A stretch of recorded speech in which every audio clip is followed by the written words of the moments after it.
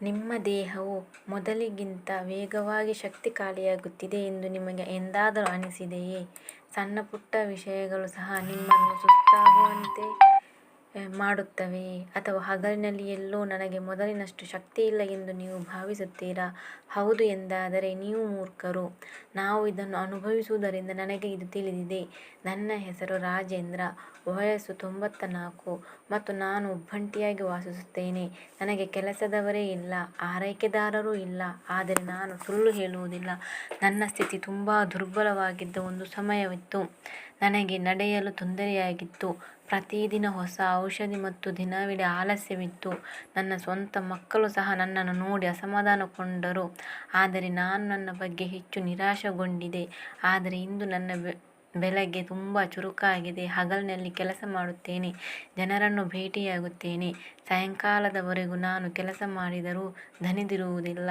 ಚೆನ್ನಾಗಿ ನಿದ್ದೆ ಮಾಡುತ್ತೇನೆ ಮತ್ತು ಅದು ಕೆಲವೇ ಸಣ್ಣ ಬದಲಾವಣೆಗಳೊಂದಿಗೆ ಸಾಧ್ಯವಾಯಿತು. ನನ್ನ ಬೆಳಗಿನ ದಿನಚರಿಯಲ್ಲಿ ನಾನು ಸೇರಿಸಿದ 5 ಸರಳ ಅಭ್ಯಾಸಗಳು. ಯಾವುದೇ ಮ್ಯಾಜಿಕ್ ಇಲ್ಲ, ಯಾವುದೇ ವಿಲಕ್ಷಣ ಚಿಕಿತ್ಸೆಗಳಿಲ್ಲ. ಯಾರಾದರೂ ಮಾಡಬಹುದಾದದ್ದು, ವಿಶೇಷವಾಗಿ 60 ವರ್ಷಕ್ಕಿಂತ ಮೇಲ್ಪಟ್ಟವರು. 1. ಬೆಳಗಿನ ಸಮಯವನ್ನು ಹಗುರವಾಗಿ ಪರಿಗಣಿಸಬೇಡಿ. ಬೆಳಗಿನ ಸಮಯವು ನಮ್ಮ ದಿನದ ದಿಕ್ಕನ್ನು ನಿರ್ಧರಿಸುತ್ತದೆ. ನಾವು ನಮ್ಮ ದಿನವನ್ನು ಸರಿಯಾದ ರೀತಿಯಲ್ಲಿ ಪ್ರಾರಂಭಿಸಿದರೆ ಅದರಿಂದ ನಮ್ಮ ದೈಹಿಕ ಸ್ಥಿತಿ ಸುಧಾರಿಸುವುದು ಮಾತ್ರವಲ್ಲದೆ ಮಾನಸಿಕ ಶಕ್ತಿಯೂ ದಿನವಿಡೀ ಹಾಗೆಯೇ ಇರುತ್ತದೆ. ನಾನು ಇದನ್ನು ಕೇವಲ ಪುಸ್ತಕಗಳಲ್ಲಿ ಓದಿಲ್ಲ, ನನ್ನ ಸ್ವಂತ ಅನುಭವದಿಂದ ಕಲಿತಿದ್ದೇನೆ. ಈಗ ನೀವು ಯೋಚಿಸುತ್ತಿರಬಹುದು, 94 ವರ್ಷದ ವ್ಯಕ್ತಿಯನ್ನು 40 ವರ್ಷದ ವ್ಯಕ್ತಿಯಂತೆ ಹೆಚ್ಚು ಕ್ರಿಯಾಶೀಲವಾಗಿಡುವ ಅಭ್ಯಾಸ ಯಾವುದು? ನನ್ನ ಮೊದಲ ಮತ್ತು ಅತ್ಯಂತ ಪರಿಣಾಮಕಾರಿ ಅಭ್ಯಾಸದ ಬಗ್ಗೆ ಹೇಳುತ್ತೇನೆ. ಪ್ರತಿದಿನ ಬೆಳಗ್ಗೆ ನಾನು ಸೂರ್ಯೋದಯಕ್ಕೆ ಸ್ವಲ್ಪ ಮೊದಲು ಎಚ್ಚರಗೊಳ್ಳುತ್ತೇನೆ. ಅಲಾರಾಂ ಇಲ್ಲ, ಕೇವಲ ಅಭ್ಯಾಸ. ನಾನು ನನ್ನ ಮನೆಯ ಪೂರ್ವಕ್ಕೆ ನೇರವಾಗಿ ತೆರೆದುಕೊಳ್ಳುವ ಕಿಟಕಿಯ ಬಳಿ ಕುಳಿತುಕೊಳ್ಳುತ್ತೇನೆ. ನಾನು ನನ್ನ ಕನ್ನಡಕವನ್ನು ತೆಗೆದು ನನ್ನ ಫೋನನ್ನು ದೂರವಿಟ್ಟು 15 ನಿಮಿಷಗಳ ಕಾಲ ಸೂರ್ಯನ ಮೊದಲ ಕಿರಣಗಳು ನನ್ನ ಕಣ್ಣುಗಳು ಮತ್ತು ದೇಹದ ಮೇಲೆ ಬೀಳುವಂತೆ ಕುಳಿತುಕೊಳ್ಳುತ್ತೇನೆ. ಈ ಸಮಯದಲ್ಲಿ ನಾನು ಸದ್ದಿಲ್ಲದೆ ಕುಳಿತು ನಿಧಾನವಾಗಿ 1 ಲೋಟ ಉಗುರು ಬೆಚ್ಚಗಿನ ನೀರನ್ನು ಕುಡಿಯುತ್ತೇನೆ. ಇಷ್ಟೊಂದು ಕೆಲಸ ಮತ್ತು ನನ್ನ ಇಡೀ ದೇಹವು ಪುನಃ ಸ್ಥಾಪನೆಯಾದಂತೆ ಭಾಸವಾಗುತ್ತದೆ. ಈಗ ನೋಡಿ, ಇದು ಯೋಗಾಸನವಲ್ಲ, ಕಠಿಣ ವ್ಯಾಯಾಮವೂ ಅಲ್ಲ, ಆದರೆ ಇದು ನನ್ನ ಇಡೀ ದಿನದ ಮೇಲೆ ಪರಿಣಾಮ ಬೀರುತ್ತದೆ. ಮೊದಲು ನಾನು ರಾತ್ರಿ 4 ರಿಂದ 5 ಬಾರಿ ಎಚ್ಚರಗೊಳ್ಳುತ್ತಿದ್ದೆ. ಆದರೆ ಈ ಅಭ್ಯಾಸವನ್ನು ಪ್ರಾರಂಭಿಸಿದ ಕೆಲವು ವಾರಗಳಲ್ಲಿ ನಾನು ನಿರಂತರವಾಗಿ 7 ರಿಂದ 8 ಗಂಟೆಗಳ ಕಾಲ ಆಳವಾದ ನಿದ್ರೆಯನ್ನು ಪಡೆಯಲು ಪ್ರಾರಂಭಿಸಿದೆ. ಮೊದಲು ನಾನು ದಿನಕ್ಕೆ ಹಲವಾರು ಬಾರಿ ನಿದ್ರೆ ಮಾಡುತ್ತಿದ್ದೆ. ಈಗ ನನಗೆ ಅವುಗಳ ಅಗತ್ಯವಿಲ್ಲ. ಮತ್ತು ಈ ಬದಲಾವಣೆಯು ಭ್ರಮೆಯಲ್ಲ, ಇದು ನನ್ನ ವೈದ್ಯರ ವರದಿಯಲ್ಲೂ ಬಂದಿತ್ತು. ನನ್ನ ನಿದ್ರೆ ಈಗ ತುಂಬ ಸುಧಾರಿಸಿದೆ ಎಂದು ಅವರು ಹೇಳುತ್ತಾರೆ. ಆದ್ದರಿಂದ ಅವರು ನನ್ನ ನಿದ್ರೆ ಮಾತ್ರೆಗಳನ್ನು ನಿಲ್ಲಿಸಬೇಕಾಯಿತು. ನಿಮ್ಮ ಮನೆಗೆ ಪೂರ್ವಕ್ಕೆ ಎದುರಾಗಿರುವ ಕಿಟಕಿ ಇಲ್ಲದಿದ್ದರೆ ಯಾವುದೇ ತೊಂದರೆಯಿಲ್ಲ. ನೀವು ಟೆರೇಸ್ ಅಥವಾ ಬಾಲ್ಕನಿಗೆ ಹೋಗಬಹುದು. ಮತ್ತು ಅದು ಲಭ್ಯವಿಲ್ಲದಿದ್ದರೆ ಮಾರುಕಟ್ಟೆಯಲ್ಲಿ ಉತ್ತಮ ಗುಣಮಟ್ಟದ ಬೆಳಕಿನ ಚಿಕಿತ್ಸಾ ದೀಪ ಲಭ್ಯವಿದೆ. ಅದು ಕೂಡ ಅದೇ ರೀತಿಯಲ್ಲಿ ಕಾರ್ಯನಿರ್ವಹಿಸುತ್ತದೆ. ಆದರೆ ನೆನಪಿಡಿ, ಅತ್ಯಂತ ಮುಖ್ಯವಾದ ವಿಷಯವೆಂದರೆ ಸೂರ್ಯನ ಬೆಳಕು ನಿಮ್ಮ ಕಣ್ಣುಗಳನ್ನು ನೇರವಾಗಿ ತಲುಪುತ್ತದೆ. ಗಾಜಿನ ಹಿಂದಿನಿಂದ, ಪರದೆಗಳಿಂದ ಅಥವಾ ಕನ್ನಡಿಗರಿಂದ ಅಲ್ಲ. ಕೇವಲ 10 ರಿಂದ 15 ನಿಮಿಷಗಳ ಈ ಅಭ್ಯಾಸವು ನಿಮ್ಮ ದೇಹದ ಸ್ಥಿತಿಯನ್ನು ಬದಲಾಯಿಸುತ್ತದೆ. 2. ಈ ಅಭ್ಯಾಸವು ನನ್ನ ಹೃದಯಕ್ಕೆ ತುಂಬ ಒಳ್ಳೆಯ ಆರೋಗ್ಯವನ್ನು ನೀಡಿದೆ. ಪ್ರತಿದಿನ ಬೆಳಿಗ್ಗೆ ಸೂರ್ಯ ತನ್ನ ಪ್ರಭಾವ ಬೀರಿದ ನಂತರ ನಾನು ನನ್ನ ಕುರ್ಚಿಯಲ್ಲಿ ಕುಳಿತು ಒಂದು ಸಣ್ಣ ನೋಟ್ ಬುಕ್ಕಿನಲ್ಲಿ 3 ವಿಷಯಗಳನ್ನು ಬರೆಯುತ್ತೇನೆ. ಅವುಗಳಲ್ಲಿ ನಾನು ಕೃತಜ್ಞನಾಗಿದ್ದೇನೆ. ದೊಡ್ಡ ವಿಷಯಗಳಲ್ಲ, ಆದರೆ ಹೃದಯದೊಂದಿಗೆ ಸಂಪರ್ಕ ಸಾಧಿಸುವ ಸಣ್ಣ ವಿಷಯಗಳು. ಉದಾಹರಣೆಗೆ, ಒಂದು ದಿನ ನಾನು ಹೀಗೆ ಬರೆದೆ. ನನ್ನ ಮೊಮ್ಮಗ ವಿಡಿಯೋ ಕರೆಯಲ್ಲಿ ನನ್ನನ್ನು ನೋಡಿ ನಕ್ಕ ಮತ್ತು ಕೇಳಿದ. ದಿನಕ್ಕಾಗಿ ನಾನು ಕೃತಜ್ಞನಾಗಿದ್ದೇನೆ. ನೀವು ನನಗಿಂತ ವೇಗವಾಗಿದ್ದೀರಿ. ಆ ದಿನದ ನಗು, ಅವನ ಕಣ್ಣುಗಳಲ್ಲಿನ ಮಿಂಚು, ಅದನ್ನು ನೆನಪಿಸಿಕೊಳ್ಳುವುದರಿಂದ ನನ್ನ ಬೆಳಗ್ಗೆ ಸಂತೋಷವಾಯಿತು. ಅದು ಏನು ವ್ಯತ್ಯಾಸವನ್ನು ಉಂಟು ಮಾಡುತ್ತದೆ ಎಂದು ನೀವು ಯೋಚಿಸಬಹುದು. ಆದರೆ ವಾಸ್ತವವಾಗಿ ಈ ಅಭ್ಯಾಸ ನನ್ನ ಆಲೋಚನೆಯನ್ನು ನಿಧಾನವಾಗಿ ಬದಲಾಯಿಸಲು ಪ್ರಾರಂಭಿಸಿತು. ಮೊದಲು ನಾನು ದಿನವಿಡೀ ದೂರುತ್ತಿದ್ದೆ. ನನ್ನ ಮೊಣಕಾಲುಗಳಲ್ಲಿ ನೋವಿದೆ, ಮಕ್ಕಳು ನನಗೆ ಸಮಯ ಕೊಡುವುದಿಲ್ಲ, ನನಗೆ ಏನನ್ನೂ ಮಾಡಲು ಮನಸ್ಸಿಲ್ಲ. ಆದರೆ ನಾನು ಪ್ರತಿದಿನ 3 ಒಳ್ಳೆಯ ವಿಷಯಗಳನ್ನು ಬರೆಯಲು ಪ್ರಾರಂಭಿಸಿದಾಗ ನನ್ನ ಗಮನದ ದಿಕ್ಕು ಬದಲಾಯಿತು. ಈಗ ನಾನು ಸಣ್ಣ ಸಂತೋಷವನ್ನು ನೋಡಲು ಪ್ರಾರಂಭಿಸಿದೆ. ನಿಮ್ಮ ಒಳ್ಳೆಯ ಅನುಭವಗಳನ್ನು ನೀವು ಮತ್ತೆ ಮತ್ತೆ ನೆನಪಿಸಿಕೊಂಡಾಗ ಅವು ಮನಸ್ಸಿಗೆ ಶಾಶ್ವತವಾಗುತ್ತದೆ ಎಂದು ವಿಜ್ಞಾನ ಹೇಳುತ್ತದೆ. ಮತ್ತು ನಿಮ್ಮ ಮನಸ್ಸು ಹೆಚ್ಚು ಸಕಾರಾತ್ಮಕ, ಹೆಚ್ಚು ಸಮತೋಲಿತ ಮತ್ತು ಹೆಚ್ಚು ಶಾಂತವಾಗುತ್ತದೆ. ನಿಮಗೆ ಬರೆಯಲು ಬರದಿದ್ದರೆ ಪರವಾಗಿಲ್ಲ. ನಿಮ್ಮ ಮೊಬೈಲ್ನಲ್ಲಿ ನಿಮ್ಮ ಧ್ವನಿಯನ್ನು ರೆಕಾರ್ಡ್ ಮಾಡಬಹುದು ಅಥವಾ ಕನ್ನಡಿಯ ಮುಂದೆ ಕುಳಿತು ನಿಮಗೆ ನೀವೇ ಹೇಳಿಕೊಳ್ಳಿ, ನಾನು ಇಂದು ಕೃತಜ್ಞನಾಗಿದ್ದೇನೆ, ಮತ್ತು ನಂತರ ಆ ವಿಷಯವನ್ನು ನನಗೆ ಹೇಳಿ. ಅಭ್ಯಾಸವು ಹೃದಯವನ್ನು ಮಾತ್ರವಲ್ಲದೆ ಮನಸ್ಸನ್ನು ಬಲಪಡಿಸುತ್ತದೆ. ಮತ್ತು ನಂತರ ನನ್ನ ದಿನದ 3ನೇ ಪ್ರಮುಖ ಭಾಗ ಬರುತ್ತದೆ. ಅದನ್ನು ನಾವು ಬೆಳಗ್ಗೆ ಅಮೃತ ಎಂದು ಕರೆಯುತ್ತೇನೆ. ನನ್ನ ಬೆಳಗಿನ ಜಾವವನ್ನು ಪ್ರಾರಂಭಿಸಲು ಇದು ಸರಳವಾದ ಆದರೆ ಅತ್ಯಂತ ಶಕ್ತಿಶಾಲಿ ಮಾರ್ಗವಾಗಿದೆ. ನೀರು. ಆದರೆ ಇದು ಕೇವಲ ಸಾಮಾನ್ಯ ನೀರಲ್ಲ. ಪ್ರತಿದಿನ ಬೆಳಿಗ್ಗೆ ನಾನು ಎದ್ದ ತಕ್ಷಣ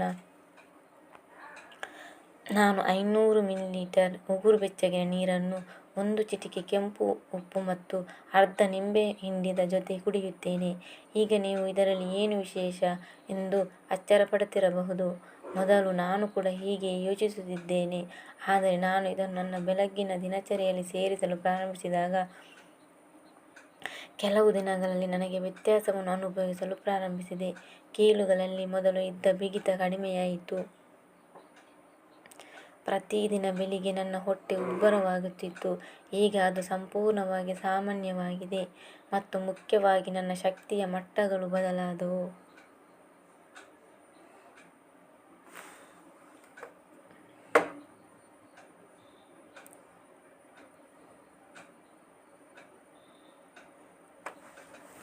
ಮೊದಲು ಬೆಳಗ್ಗೆ ಕಾಫಿ ಕುಡಿದ ನಂತರ ಆಲಸ್ಯ ಅನುಭವಿಸುತ್ತಿದ್ದೆ. ಈಗ 1 ಗ್ಲಾಸ್ ಕಾಫಿ ಕುಡಿದರೆ ಉಲ್ಲಾಸವಾಗುತ್ತದೆ. ನಂತರ ನನ್ನ ವೈದ್ಯರು ಇದು ಪವಾಡವಲ್ಲ, ಆದರೆ ನಮ್ಮ ದೇಹದ ಮೂಲಭೂತ ಅಗತ್ಯ ಜಲಸಂಚಯನ ಎಂದು ನನಗೆ ಹೇಳಿದರು. ರಾತ್ರಿಯ ನಿದ್ರೆಯ ನಂತರ ನಮ್ಮ ದೇಹ ಒಳಗಿನಿಂದ ಒಣಗಿರುತ್ತದೆ, ಒಣ ಹೊಲದಂತೆ. ಮತ್ತು ನಾವು ಮೊದಲು ಕೆಫೀನ್ ಅಥವಾ ಚಹಾದಿಂದ ನೀರುಣಿಸಲು ಪ್ರಯತ್ನಿಸಿದರೆ ಇದು ಇನ್ನಷ್ಟು ಒಣಗುತ್ತದೆ. ಉಗುರು ಬೆಚ್ಚಗಿನ ನೀರು ನಮ್ಮ ಅಂಗಗಳನ್ನು ನಿಧಾನವಾಗಿ ಎಚ್ಚರಗೊಳಿಸುತ್ತದೆ. ಉಪ್ಪು ಅಗತ್ಯವಾದ ಎಲೆಕ್ಟ್ರೋಲೈಟ್ಗಳನ್ನು ಒದಗಿಸುತ್ತದೆ ಮತ್ತು ನಿಂಬೆಹಣ್ಣು ಜೀರ್ಣಕ್ರಿಯೆಯನ್ನು ವೇಗಗೊಳಿಸುತ್ತದೆ. ನೀವು ಹೀಗೆ ಅಂದುಕೊಳ್ಳಬಹುದು, ರಾಜೇಂದ್ರ ಅವರೇ, ನಾನು ಬೆಳಗ್ಗೆ ನೀರು ಕುಡಿಯುತ್ತೇನೆ. ಖಂಡಿತ ಸರಿ, ಆದರೆ ವ್ಯತ್ಯಾಸವೆಂದರೆ ನೀವು ಅದನ್ನು ಯಾವಾಗ ಮತ್ತು ಹೇಗೆ ಕುಡಿಯುತ್ತೀರಿ ಎಂಬುದು. ನೀವು ಎದ್ದ ತಕ್ಷಣ ಖಾಲಿ ಹೊಟ್ಟೆಯಲ್ಲಿ ಬೇರೆ ಏನನ್ನೂ ತಿನ್ನದೆ ಅಥವಾ ಕುಡಿಯದೆ ಮತ್ತು ತಣ್ಣಗಾಗಬಾರದು. ಸ್ವಲ್ಪ ಬಿಸಿಯಾಗಿರಬೇಕು. ಅದರಿಂದ ಅದು ನಿಮ್ಮ ಜೀವಕೋಶಗಳನ್ನು ನೇರವಾಗಿ ತಲುಪುತ್ತದೆ. ಕೆಲವರು ನೀವು ತುಂಬಾ ನೀರು ಕುಡಿದರೆ ನೀವು ಮತ್ತೆ ಮತ್ತೆ ಶೌಚಾಲಯಕ್ಕೆ ಹೋಗಬೇಕಾಗುತ್ತದೆ ಎಂದು ಹೇಳಬಹುದು. ನಾನು ಕೂಡ ಮೊದಲು ಹಾಗೆಯೇ ಯೋಚಿಸುತ್ತಿದ್ದೆ. ಆದರೆ ಕೆಲವೇ ದಿನಗಳಲ್ಲಿ ದೇಹವು ಹೊಂದಿಕೊಳ್ಳುತ್ತದೆ ಮತ್ತು ನೀವು ಮೊದಲಿನಂತೆ ನೀರು ಕುಡಿಯುತ್ತಿರಲಿಲ್ಲ ಎಂದು ನೀವು ಅರಿತುಕೊಳ್ಳುತ್ತೀರಿ. ನೀವು ದೇಹಕ್ಕೆ ನೀರುಣಿಸಿರಲಿಲ್ಲ, ಬಾಯಾರಿಕೆಯನ್ನು ನೀಗಿಸುತ್ತಿದ್ದೀರಿ ಎಂದು. ಈಗ ನೀವು ದಿನವಿಡೀ ಏನು ಕುಡಿಯಬೇಕೆಂದು ಯೋಚಿಸುತ್ತಿರಬಹುದು. ನನ್ನ ಬಳಿ ಒಂದು ಸರಳ ನಿಯಮವಿದೆ. ಪ್ರತಿ ಗಂಟೆಗೆ ಕನಿಷ್ಠ 2 ಗ್ಲಾಸ್. ಮತ್ತು ವಿಶೇಷವಾಗಿ ಮುಂಜಾನೆ. ಈ ಬೆಳಗಿನ ಅಮೃತವು ನಿಮ್ಮ ಆರೋಗ್ಯದ ಅಡಿಪಾಯವನ್ನು ರೂಪಿಸುತ್ತದೆ. ನಾನು ಈ 3 ಅಭ್ಯಾಸಗಳನ್ನು ನಿಷ್ಠೆಯಿಂದ ಅನುಸರಿಸಿದಾಗ ಕೆಲವೇ ವಾರಗಳಲ್ಲಿ ನನ್ನ ನಿದ್ರೆ, ಜೀರ್ಣಕ್ರಿಯೆ ಮತ್ತು ಶಕ್ತಿಯು ತುಂಬಾ ಬದಲಾಯಿತು. ನನ್ನ ಮಕ್ಕಳು ನಾನು ಚಿಕಿತ್ಸೆ ಪಡೆಯುತ್ತಿದ್ದೇನೆ ಎಂದು ಭಾವಿಸಿದರು. ಆದರೆ ಇಲ್ಲ, ನನ್ನ ಅಭ್ಯಾಸಗಳು ಮಾತ್ರ ಬದಲಾಗಿದ್ದವು. ಈಗ ನಾನು ಹೆಚ್ಚಾಗಿ ಕಡೆಗಣಿಸಲ್ಪಡುವ ಅಭ್ಯಾಸದ ಬಗ್ಗೆ ಮಾತನಾಡೋಣ, ಆದರೆ ಅದು ವಾಸ್ತವವಾಗಿ ನಿಮ್ಮನ್ನು ದೀರ್ಘಕಾಲದವರೆಗೆ ಸುರಕ್ಷಿತವಾಗಿ ಮತ್ತು ಸ್ವತಂತ್ರವಾಗಿ ಚಲಿಸುವಂತೆ ಮಾಡುತ್ತದೆ. ನಾನು 85 ವರ್ಷದವನಿದ್ದಾಗ ನಾನು ಒಮ್ಮೆ ಜಾರಿ ಬಿದ್ದೆ. ನಾನು ಮಲಗಿದ್ದೆ. ನನಗೆ ಹೆಚ್ಚು ನೋವಾಗಲಿಲ್ಲ, ಆದರೆ ನನಗೆ ತುಂಬ ಭಯವಾಗಿತ್ತು. ಇದು ಮತ್ತೆ ಸಂಭವಿಸಿದರೆ ನಾನು ಎದ್ದೇಳಲು ಸಾಧ್ಯವಾಗದಿರಬಹುದು ಎಂದು ನಾನು ಭಾವಿಸಿದೆ. ಆ ದಿನವೇ ನಾನು ಪ್ರತಿದಿನ ಬೆಳಿಗ್ಗೆ ಎದ್ದೇಳುವ ಮೊದಲು ನನ್ನ ದೇಹವನ್ನು ನಡೆಯಲು ಸಿದ್ಧಪಡಿಸಬೇಕೆಂದು ನಿರ್ಧರಿಸಿದೆ. ಈಗ ನಾನು ಎಚ್ಚರವಾದಾಗ ಹಾಸಿಗೆಯ ಮೇಲೆ ಮಲಗಿ ಕೆಲವು ನಿಮಿಷಗಳ ಕಾಲ ನನ್ನ ದೇಹವನ್ನು ನಿಧಾನವಾಗಿ ಚಲಿಸಲು ಪ್ರಾರಂಭಿಸುತ್ತೇನೆ. ಈಗ ನಾನು ಪ್ರತಿದಿನ ಬೆಳಿಗ್ಗೆ ನನ್ನ ದೇಹವನ್ನು ಈ ರೀತಿ ಎಬ್ಬಿಸುವ ಮೂಲಕ ಎಚ್ಚರಗೊಳಿಸುತ್ತೇನೆ ಮತ್ತು ಆ ದಿನದಿಂದ ಇಂದಿನವರೆಗೆ ನಾನು ಮತ್ತೆ ಬೀಳುವ ಭಯವನ್ನು ಅನುಭವಿಸಲಿಲ್ಲ ಎಂದು ತಿಳಿದರೆ ನಿಮಗೆ ಆಶ್ಚರ್ಯವಾಗುತ್ತದೆ. ಮೂಳೆಗಳು ಹೊಂದಿಕೊಳ್ಳುತ್ತವೆ, ಸಮತೋಲನವು ಉತ್ತಮವಾಗಿರುತ್ತದೆ ಮತ್ತು ಆತ್ಮವಿಶ್ವಾಸವು ಎಂದಿಗಿಂತಲೂ ಹೆಚ್ಚಾಗಿದೆ. ನೀವು ಇದನ್ನು ಮಾಡಲು ಸಾಧ್ಯವಿಲ್ಲ ಎಂದು ಭಾವಿಸಿದರೆ ಇಂದು ರಾತ್ರಿ ಮಲಗುವ ಮೊದಲು ನಿರ್ಧರಿಸಿ, ಬೆಳಿಗ್ಗೆ ಎದ್ದ ತಕ್ಷಣ ಹಾಸಿಗೆಯ ಮೇಲೆ ಮಲಗಿ ನಿಮ್ಮ ದೇಹವನ್ನು ನಿಧಾನವಾಗಿ 5 ನಿಮಿಷಗಳ ಕಾಲ ಚಲಿಸುವಿರಿ. ವ್ಯಾಯಾಮವಿಲ್ಲ, ಕೇವಲ ಚಲನೆ. ಈ ಅಭ್ಯಾಸವು ದೇಹಕ್ಕೆ ಮಾತ್ರವಲ್ಲ, ಮನಸ್ಸಿಗೂ ಇದೀಗ ದಿನ ಪ್ರಾರಂಭವಾಗುತ್ತಿದೆ ಮತ್ತು ನಾನು ಅದಕ್ಕೂ ಸಿದ್ಧನಿದ್ದೇನೆ ಎಂಬ ಸಂಕೇತವಾಗಿರುತ್ತದೆ. ಬೀಳುವ ಭಯವು ಎಲ್ಲ ವಯಸ್ಸಿನಲ್ಲೂ ಸಾಮಾನ್ಯ ಭಯವಾಗಿದೆ. ಆದರೆ ಸತ್ಯವೆಂದರೆ ಹೆಚ್ಚಿನ ಬೀಳುವಿಕೆಗಳು ವಯಸ್ಸಿನಿಂದಲ್ಲ, ನಮ್ಮ ಪೂರ್ವಸಿದ್ಧತೆಯ ಕೊರತೆಯಿಂದ ಉಂಟಾಗುತ್ತವೆ. ರಾಜೇಂದ್ರ ಅವರಂತೆ ನೀವು ನಿಮ್ಮ ಬೆಳಿಗ್ಗೆಯನ್ನು ಸ್ವಲ್ಪ ದೈಹಿಕ ವ್ಯಾಯಾಮದೊಂದಿಗೆ ಪ್ರಾರಂಭಿಸಿದರೆ ನೀವು ಗಾಯಗಳಿಂದ ನಿಮ್ಮನ್ನು ರಕ್ಷಿಸಿಕೊಳ್ಳುವುದಲ್ಲದೆ ಇಡೀ ದಿನಕ್ಕೆ ನಿಮಗೆ ಶಕ್ತಿಯನ್ನು ನೀಡುತ್ತೀರಿ. ನನಗೆ ಗೊತ್ತು, ಇತ್ತೀಚಿನ ದಿನಗಳಲ್ಲಿ ಅನೇಕ ಜನರು ತಾವು ಇನ್ನು ಮುಂದೆ ತಿರುಗಾಡಲು ಸಾಧ್ಯವಿಲ್ಲ, ಕೀಲು ನೋವು ಇದೆ ಅಥವಾ ದುರ್ಬಲರಾಗಿದ್ದೇವೆ ಎಂದು ಹೇಳುತ್ತಾರೆ. ಆದರೆ ನೀವು ಬೆಳಿಗ್ಗೆ ಈ ಸಣ್ಣ ಆರಂಭಗಳನ್ನು ಸೂರ್ಯನ ಬೆಳಕು, ಕೃತಜ್ಞತೆಯ ಭಾವನೆ, ನೀರಿನ ಅಮೃತ ಮತ್ತು ಹಗುರವಾದ ದೇಹದ ಚಲನೆ ಪ್ರಾಮಾಣಿಕವಾಗಿ ಅಳವಡಿಸಿಕೊಂಡರೆ ವಯಸ್ಸಾಗುವುದು ಒಂದು ಅಡಚಣೆಯಲ್ಲ, ಆದರೆ ಹೊಸ ಆರಂಭಕ್ಕೆ ಒಂದು ಅವಕಾಶ ಎಂದು ನೀವು ಮತ್ತೊಮ್ಮೆ ಅರಿತುಕೊಳ್ಳುವಿರಿ. ಹಾಗಾದರೆ ಜೀವನದ ಬೆಳಗಿನ ನನ್ನ ದೃಷ್ಟಿಕೋನವನ್ನು ಬದಲಾಯಿಸಿದ ಕೊನೆಯ ಅಭ್ಯಾಸದ ಬಗ್ಗೆ ಮಾತನಾಡೋಣ.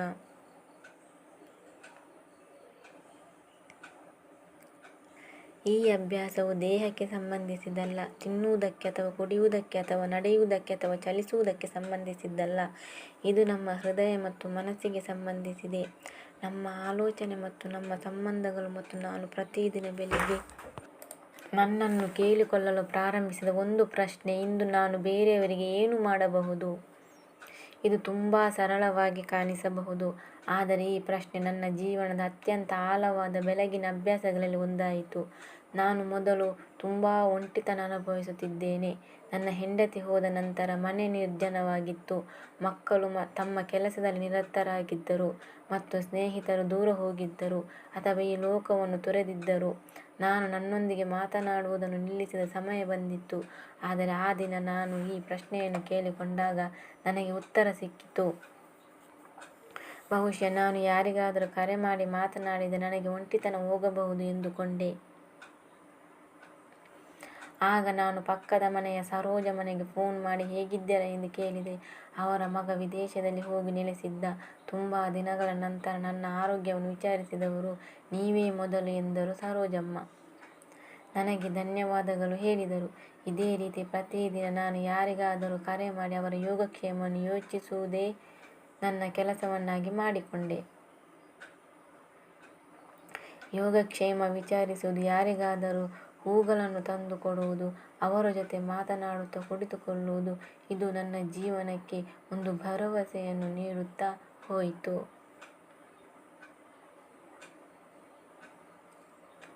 ಜೀವನದಲ್ಲಿ ಒಂದು ಉದ್ದೇಶ ಹೊಂದಿರುವ ಜನರು ಹೆಚ್ಚು ಕಾಲ ಬದುಕುವುದು ಮಾತ್ರವಲ್ಲ, ಉತ್ತಮ ಮಾನಸಿಕ ಆರೋಗ್ಯ ಮತ್ತು ಕಡಿಮೆ ಒತ್ತಡದೊಂದಿಗೆ ಬದುಕುತ್ತಾರೆ ಎಂದು ವಿಜ್ಞಾನಿಗಳು ಹೇಳುತ್ತಾರೆ. ನಾನು ಇದನ್ನು ಪುಸ್ತಕಗಳಲ್ಲ, ನನ್ನ ಉಸಿರಿನಲ್ಲಿ ಅನುಭವಿಸಿದ್ದೇನೆ. ಈಗ ಅದು ನನ್ನ ದಿನಚರಿಯ ಒಂದು ಭಾಗವಾಗಿದೆ.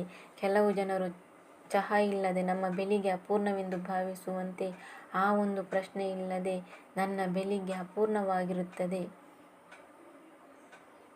ಮತ್ತು ನಾನು ಆ ದಿನದ ಬಗ್ಗೆ ಯೋಚಿಸಲು ಪ್ರಾರಂಭಿಸಿದಾಗ ಪ್ರಶ್ನೆಯಿಲ್ಲದೆ ಒಂದು ದಿನ ಪೂರ್ಣ. ಮತ್ತು ಆ ದಿನ ನಾನು ನನ್ನ ಸಣ್ಣ ಕೊಡುಗೆಯನ್ನು ನೀಡಲು ನಿರ್ಧರಿಸಿದಾಗ ನನ್ನ ನಡಿಗೆಯಲ್ಲಿ ಒಂದು ಲಘು ಇತ್ತು, ನನ್ನ ಧ್ವನಿಯಲ್ಲಿ ಉಷ್ಣತೆ, ಮತ್ತು ನನ್ನ ಕಣ್ಣುಗಳಲ್ಲಿ ಕೆಲವು ವರ್ಷಗಳ ಹಿಂದೆ ನಾನು ಕಳೆದುಕೊಂಡಿರಬಹುದಾದ ಒಂದು ಹೊಳಪು ಇರುತ್ತದೆ. ಈ ಅಭ್ಯಾಸ ಎಲ್ಲರಿಗೂ ಬೇರೆ ಬೇರೆಯಾಗಿರಬಹುದು. ಕೆಲವರಿಗೆ ಅದು ಅಗತ್ಯವಿರುವವರಿಗೆ ಆಹಾರವನ್ನು ನೀಡುವುದಾಗಿರಬಹುದು, ಕೆಲವರಿಗೆ ಮಕ್ಕಳಿಗೆ ಕಲಿಸುವುದಾಗಿರಬಹುದು, ಕೆಲವರಿಗೆ ಅದು ಯಾರಿಗಾದರೂ ಸಹಾಯ ಮಾಡುವುದಾಗಿರಬಹುದು. ಅವರ ಕ್ಷೇಮದ ಬಗ್ಗೆ ಕೇಳಿ. ವ್ಯತ್ಯಾಸವು ಕೆಲಸದ ಗಾತ್ರದಲ್ಲಿಲ್ಲ, ವ್ಯತ್ಯಾಸವು ನೀವು ಏನಾದರೂ ಮಾಡುವ ಉತ್ಸಾಹದಲ್ಲಿದೆ. ನಿಮಗೆ ಗೊತ್ತಾ, ನಾನು ನನ್ನ ನೋಟ್ಬುಕ್ಕಿನಲ್ಲಿ ನಾನು ಮಾಡಿದ ಎಲ್ಲ ಕೆಲಸಗಳ ಪಟ್ಟಿಯನ್ನು ಇಟ್ಟುಕೊಳ್ಳುತ್ತೇನೆ ಮತ್ತು ಮುಂದೆ ನಾನು ಮಾಡಲಿರುವ ಕೆಲಸಗಳಿಗಾಗಿ ಖಾಲಿ ಜಾಗವನ್ನು ಬಿಡುತ್ತೇನೆ.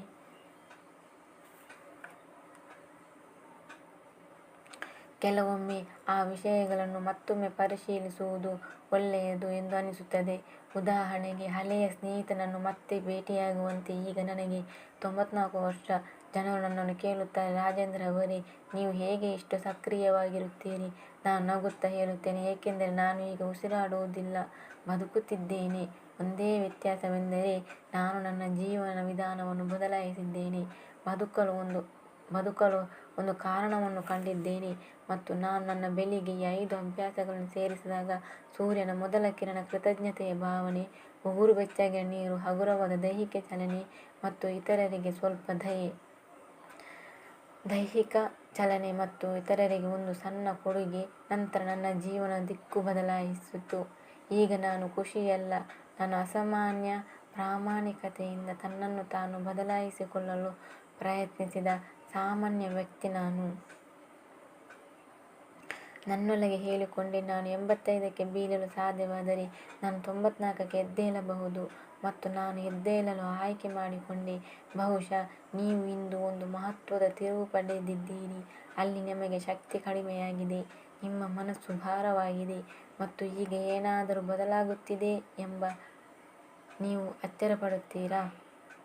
ಹಾಗಾಗಿ ನಾನು ಒಂದು ವಿಷಯ ಹೇಳಲು ಬಯಸುತ್ತೇನೆ. ಹೌದು, ಅದು ಬದಲಾಗುತ್ತದೆ. ನೀವು ಬಯಸಿದರೆ ನೀವು ಇಂದಿನಿಂದಲೇ ಪ್ರಾರಂಭಿಸಬಹುದು. ನೀವು ದೊಡ್ಡದಾಗಿ ಏನನ್ನೂ ಮಾಡಬೇಕಾಗಿಲ್ಲ. ಸಣ್ಣ ಅಭ್ಯಾಸಗಳನ್ನು ಸೇರಿಸಿ, ನಿಮಗಾಗಿ, ನಿಮ್ಮ ದೇಹಕ್ಕೆ ಮತ್ತು ಮುಖ್ಯವಾಗಿ ನಿಮ್ಮ ಹೃದಯಕ್ಕೆ ಕೆಲಸ ಮಾಡುವ ಅಭ್ಯಾಸಗಳು. ಮುಂದಿನ ದಿನ ನೀವು ಎದ್ದಾಗ ನಾನು ಕೇಳಿಕೊಂಡ ಅದೇ ಪ್ರಶ್ನೆಯನ್ನು ನಿಮ್ಮನ್ನು ನೀವು ಕೇಳಿಕೊಳ್ಳಿ. ನನ್ನನ್ನು ನಾನು ಉತ್ತಮಗೊಳಿಸಲು ಏನು ಮಾಡಬೇಕು? ನಿಧಾನವಾಗಿ ನಿಮ್ಮ ಜೀವನವನ್ನು ಅಭ್ಯಾಸಗಳನ್ನು ಬದಲಾಯಿಸಿಕೊಳ್ಳಿ.